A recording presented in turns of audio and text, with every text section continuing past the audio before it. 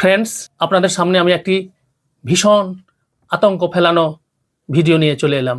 কেন্দ্রের একটা আইনকে রাজ্যে কার্যকরী করার জন্য এসআইআর এর ডিলিট ভোটারদের মধ্যে ভীষণ আতঙ্ক ও চাঞ্চল্য সৃষ্টি হয়েছে। মাননীয় মুখ্যমন্ত্রীর ডিটেক্ট, ডিলিট এবং ডিপোর্ট কথা শুনে এসআইআর এর ডিলিট প্রাপ্ত ভোটাররা বাংলাদেশ পাঠাবে, এই কথা শুনে তাদের রাতের ঘুম হারিয়ে গেছে, ভীষণ আতঙ্কের মধ্যে আছেন।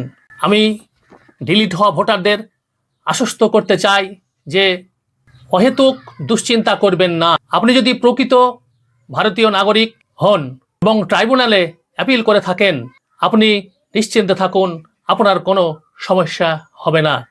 তাই বলবো, অহেতুক দুশ্চিন্তা করবেন না, নিজের উপরে ভরসা রাখুন।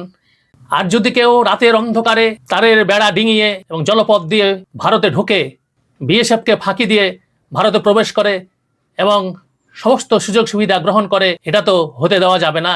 তাহলে এই আইনটি তাদেরই জন্যে। এই ডিটেক্ট, ডিলিট অ্যান্ড ডিপোর্ট এই আইনটা মূলত অবৈধ অনুপ্রবেশকারীদের চিহ্নিত করে নিজ দেশে ফেরত পাঠানোর একটি কঠোর প্রশাসনিক নীতি বা আইন। এই আইন 14/5/2026 থেকে পশ্চিমবঙ্গের সীমান্ত বা বর্ডার এলাকার সমস্ত থানাগুলিকে কার্যকরী করার জন্য হোম সেক্রেটারিকে নির্দেশ দিয়েছেন।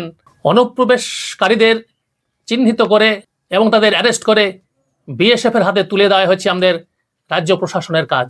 বিএসএফ সেই ব্যক্তিদের ধরে বিডিআরের সাহায্য নিয়ে আইন অনুসারে তাদের দেশে ফেরত পাঠানোর ব্যবস্থা করবেন। ভিডিওটি ভীষণ প্রয়োজনীয় এবং গুরুত্বপূর্ণ।